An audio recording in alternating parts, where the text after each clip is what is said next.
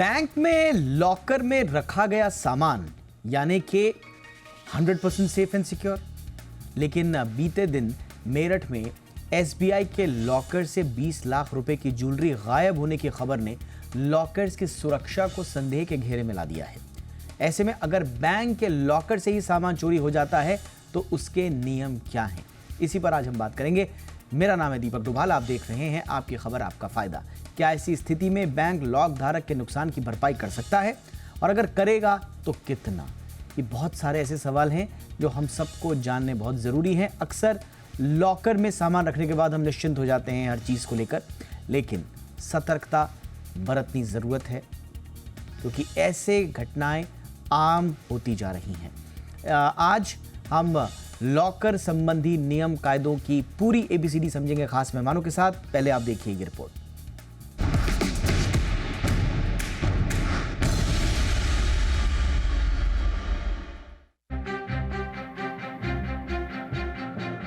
कीमती गहने हो या महत्वपूर्ण दस्तावेज, बैंक का लॉकर इसके लिए सबसे सुरक्षित विकल्प माना जाता है।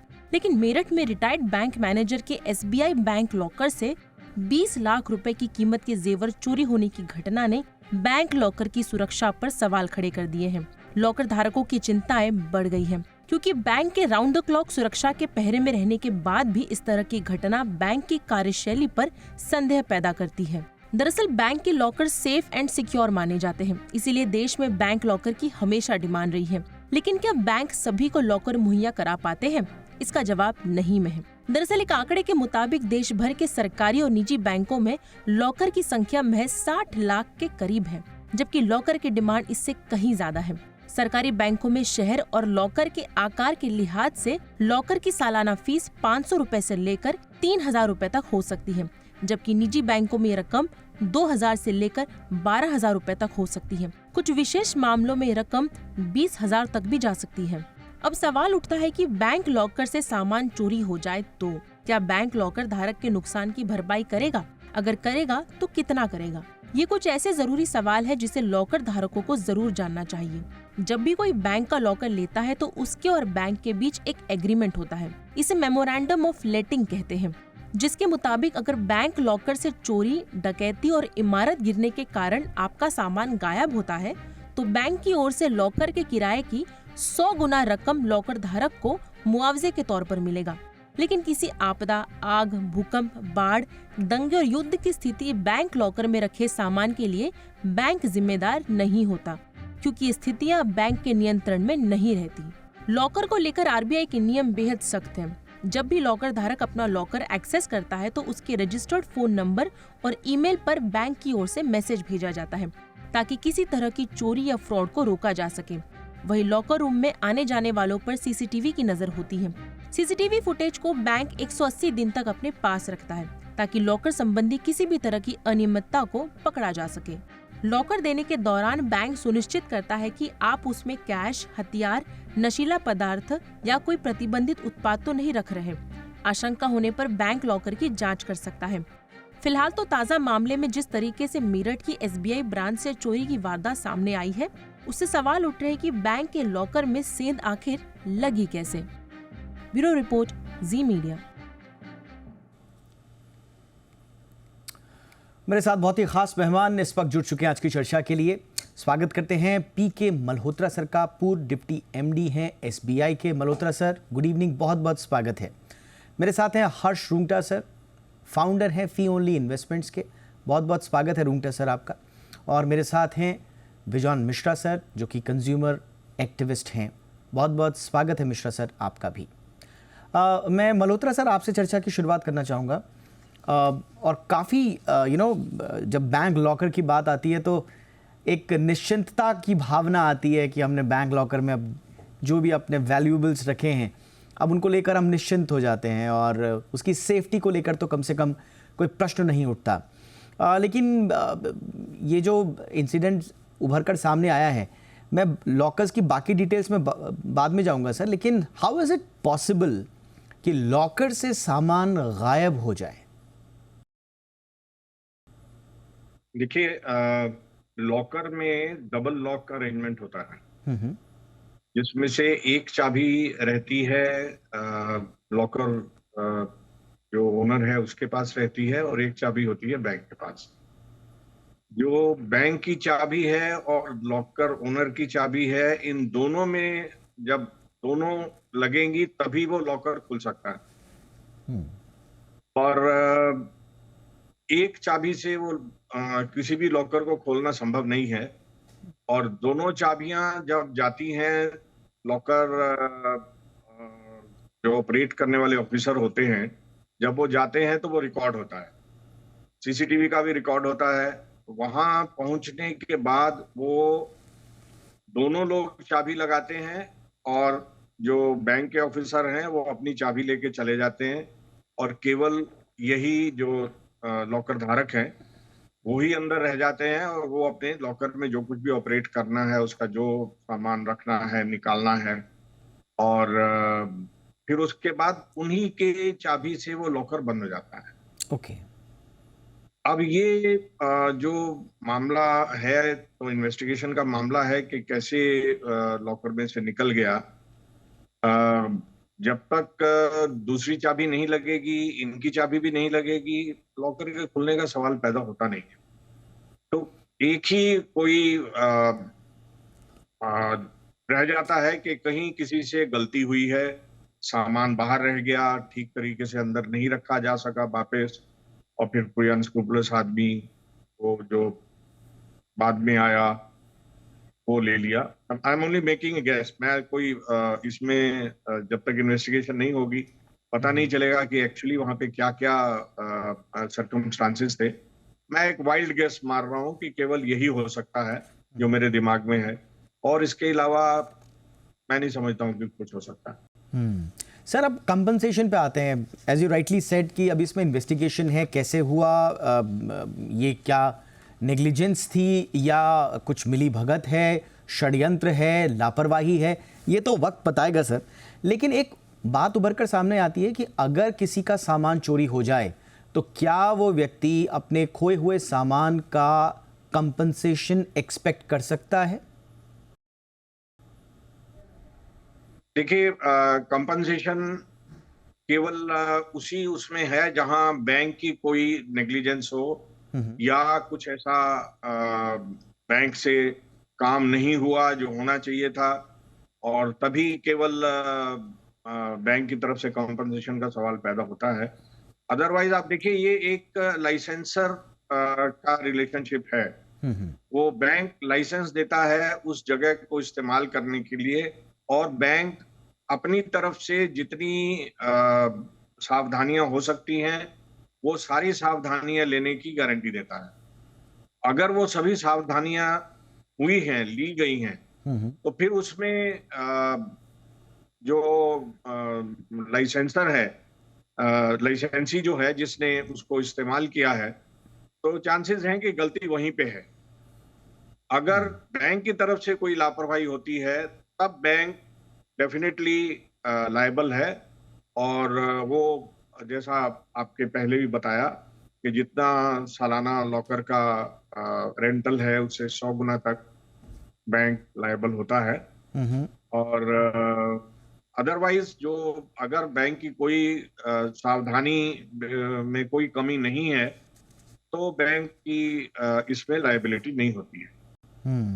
ऑलराइट सर, तो यानी कि इसमें बैंक की लायबिलिटी नहीं होती, लेकिन अगर ये बैंक की ओर से अगर कोई लापरवाही उभर कर सामने आती है तो जितना भी एनुअल रेंट है उस लॉकर का, उसके 100 टाइम्स देने का प्रावधान ज़रूर है आरबीआई की गाइडलाइंस के तहत।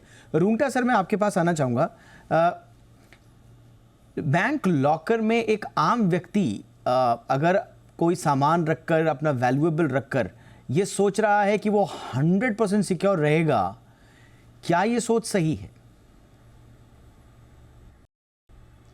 कर 100% सिक्योरिटी तो कोई भी चीज़ में नहीं होती। अल्टीमेटली वो इंतज़ाम ही है। हम सभी लोगों ने मूवीज़ देखी होगी, इंडियन बॉलीवुड की भी और हॉलीवुड की भी, जहाँ बहुत ज़्यादा सेफ और सिक्योर चीज़ें रखी हुई भी चोरी होती हैं।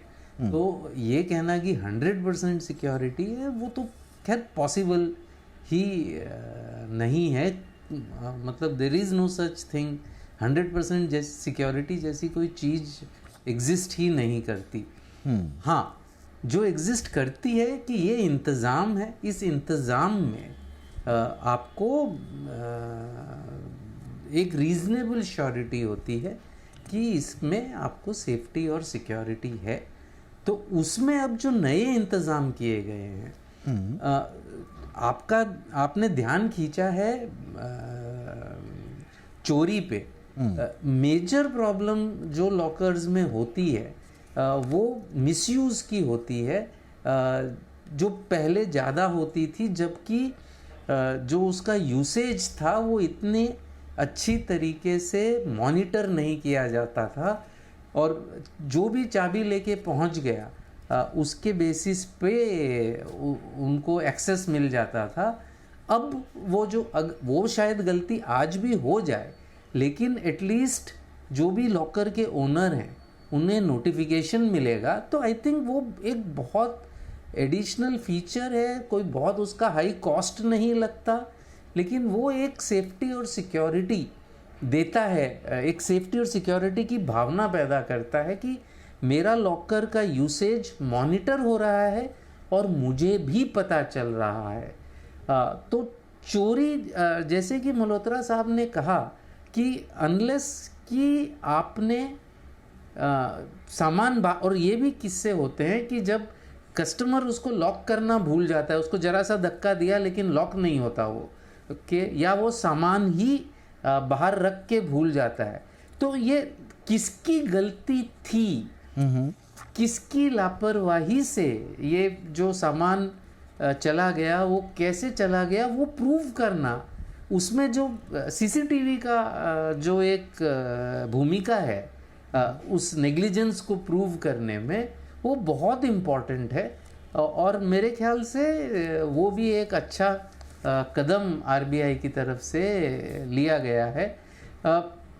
I think the biggest problem ये जो सेफ्टी लॉकर की है कि ये एक भिन्न सर्विस है, ये बैंकिंग सर्विस के अलावा एक सर्विस है, और जिसका कॉस्ट सर्विस प्रोवाइड करने का काफ़ी हाई होता है, स्पेशली विथ ये सारे फीचर्स अगर हम देखें और रियल एस्टेट का कॉस्ट अगर हम देखें। और नॉर्मली बैंक्स इसको as a customer acquisition tool इस्तेमाल कर रही हैं कि हम ये सर्विस सस्ती देते हैं। सस्ती वो नहीं देते क्योंकि वो बाद में साइड में फिक्स डिपॉजिट कंपलसरी कर देते हैं।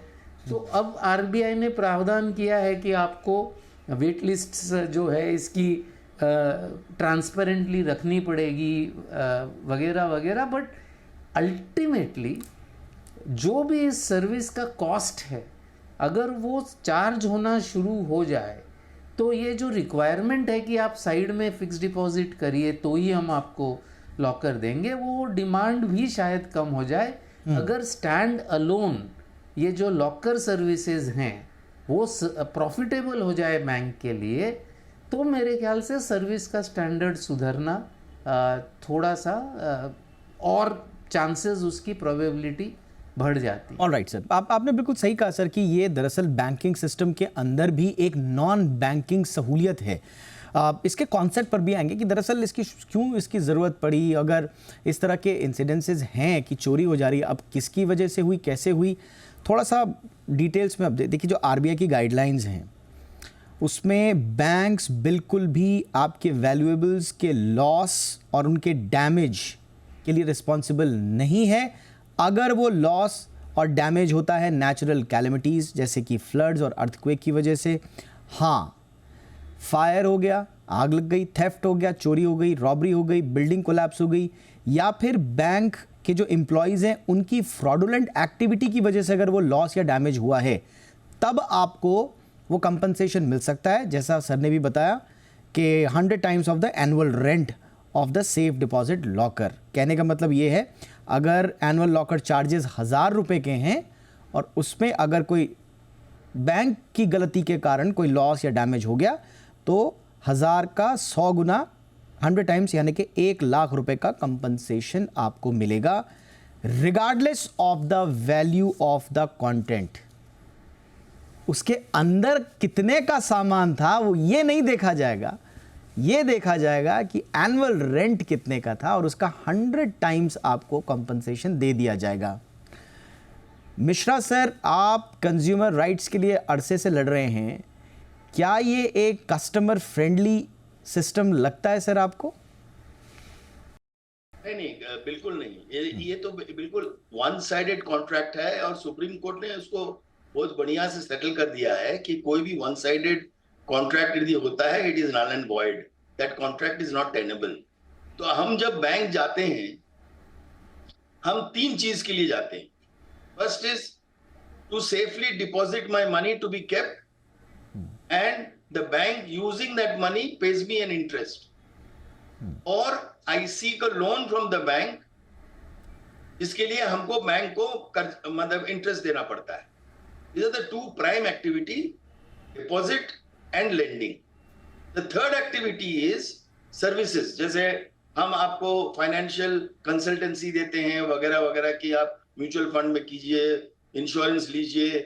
These are also subsidiary activities of the bank, including locker service. आप हमसे रेंट लेते हैं based on a contract. क्या कॉन्ट्रैक्ट है?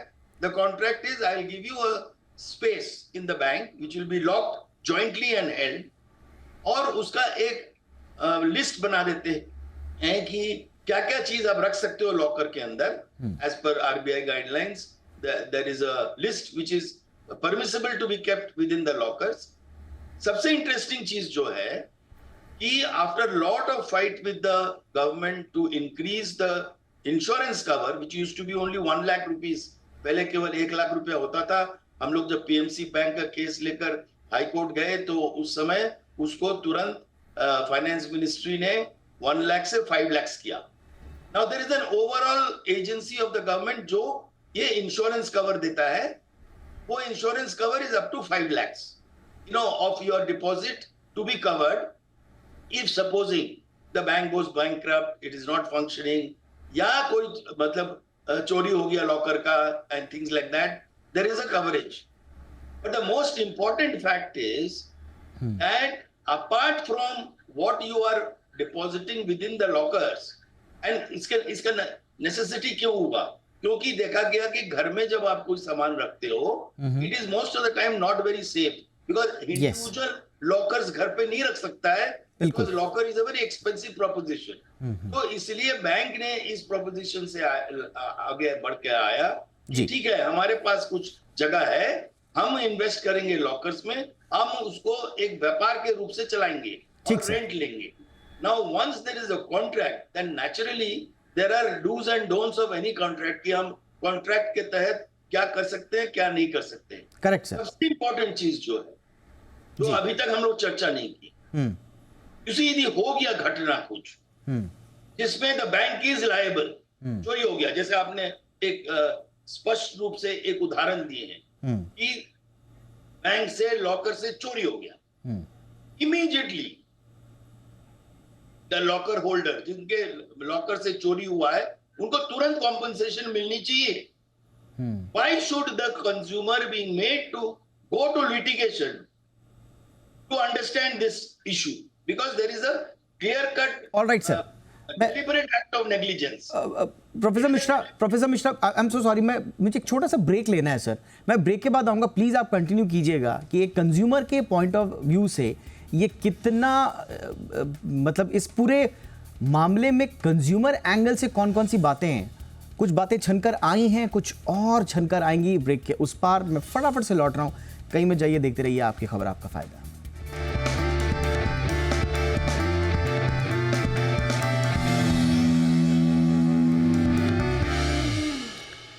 ब्रेक के बाद आपका स्वागत है। तो लॉकर की सिक्योरिटी की क्या है गारंटी, इस पर आज हम कर रहे हैं चर्चा। इस सेगमेंट में मेरे पास समय थोड़ा कम होगा, हमारे मेहमानों से गुजारिश रहेगी कि संक्षेप में अपना उत्तर दें। मल्होत्रा सर, एक आम कंज्यूमर को क्या सलाह देंगे सर? आप उस व्यवस्था का हिस्सा रहे हैं, रेगुलर चेक्स, मतलब एक आम ग्राहक को क्या करना चाहिए ताकि उसके लॉकर की सुरक्षा कम से कम उसके एंड से सुनिश्चित रहे? देखिए, सबसे बड़ा जो लॉकर धारक का जरूरत है करने का, वो है कि जब वो लॉकर के रूम से बाहर निकलें, उससे पहले ये सुनिश्चित कर लें कि उनका लॉकर बंद हो गया। और उसको सुनिश्चित करने का क्या तरीका है, जब आपने अपनी चाबी घुमाई, आप चाबी उल्टी तरफ घुमाते हैं तो वो लॉक हो जाता है, फिर उसके बाद वो खुलेगा नहीं। तो उसको सीधी तरफ भी घुमाइए और देखिए कि बंद हो भी गया है कि नहीं। उसको जरा अच्छे से लॉकर को हिलाइए। अपनी चाबी, जो आपकी चाबी बीच में पड़ी हुई है, उसी चाबी के हिसाब से उसको पकड़ के अच्छे से हिलाइए, ताकि आपका लॉकर बंद हो जाए। एक बार जब लॉकर बंद हो जाता है, तब 2 चाबियां लगे बिना उसके खुलने का कोई स्कोप नहीं होता है। और दूसरी जो सावधानी बहुत जरूरी है उनके लिए, बहुत बार क्या होता है कि आपने सामान निकाला, आपने जो एक्चुअली सामान निकालना था वो बहुत पीछे पड़ा था। आपने पहले का सामान निकाला और उसको नॉर्मली बैंक्स में एक ड्रेसिंग टेबल या एक स्टूल टाइप का कुछ अवेलेबल होता है, तो आप वहां पे रखते हैं और उसके बाद पीछे वाला निकालते हैं। और कभी कभी, ये बहुत कम होता है, इंसिडेंट बहुत ज्यादा नहीं है, रेयर इंसिडेंट से होते हैं कि आपने जो आगे का सामान निकाला था वो बाहर ही छोड़ दिया। ऐसा जब हो भी जाता है तो नॉर्मली हिंदुस्तान में लोग इतने ईमानदार हैं कि दूसरा आदमी भी जो आता है वो भी बता देता है। ऐसे बहुत सारे इंस्टेंसेस हुए हैं जी। कि पीछे वाला आदमी आगे बता दिया कि साहब ये बक्सा पड़ा हुआ है बाहर, या ऑफिसर ही दोबारा चेक करने जाता है कि सब ठीक है कि नहीं, तो उसको भी मिल जाता है, वो भी बता देता है। ये जिस तरह का केस आपने अभी बताया है, इस केस में बहुत सारी चीजें ऐसी हैं जो अननोन है। ये देखिए, ये जो लॉकर का अरेंजमेंट होता है वो बहुत ही सिक्योर तरीके से किया जाता है। Alright, जो sir. कंपनीज लॉकर जो सेल करती हैं हमें, जी। वो बहुत ही रिप्यूटेड कंपनीज हैं और उनका लॉकर ऐसे ही खुल नहीं सकता है। Alright sir. वो उनको भी जब हम तोड़ने के लिए भी लॉकर बोलते हैं तो वो 10 तरह के प्रिकॉशंस लेते हैं ताकि कोई गलत आदमी लॉकर तोड़वा ना ले। Alright sir, alright. मैं बिल्कुल मैं समझ गया सर। लेकिन अब एक इसीलिए बार बार कहा जा रहा है कि या तो संभवतः अंदर कोई बैंक कोई फ्रॉडुलेंट एक्टिविटी हुई है या कोई ऐसी लापरवाही हुई है। बहरहाल ये इन्वेस्टिगेशन का मामला है, हम सिर्फ लोगों की सेफ्टी के लिए उनको बता रहे हैं कि क्या एहतियात बरतनी है। रूंगटा सर, मेरा आपसे सवाल थोड़ा अलग है, और अलग ये है कि क्या किसी को लॉकर की आवश्यकता है भी? जैसा अभी मिश्रा सर भी बता रहे थे कि घरों में सेफ्टी नहीं होती थी, तो अब आज की डेट में तो बहुत सारे ऑप्शंस हैं। तो is it a wise decision to have an locker, number 1? और दूसरा, क्विकली अगर आप बता पाएं कि एक लॉकर में रखे गए सामान की सुरक्षा के लिए कोई इंश्योरेंस प्रोडक्ट होता है क्या? नहीं, बिल्कुल। आप इंश्योरेंस प्रोडक्ट, आप खुद अपना इंश्योरेंस ले सकते हैं। इंश्योरेंस में सबसे ज़्यादा दिक्कत ये होती है, नॉर्मली एक आम मिडिल क्लास आदमी अपने लॉकर में क्या रखता है। मैं उन लोगों की बात नहीं करता जो अवैध अपने कैश वगैरह उसमें रखते हैं। एक आम मिडिल क्लास आदमी अपना ज्वेलरी, अपने फ्लैट वगैरह पेपर के डॉक्यूमेंट, ये सब उसमें रखता है।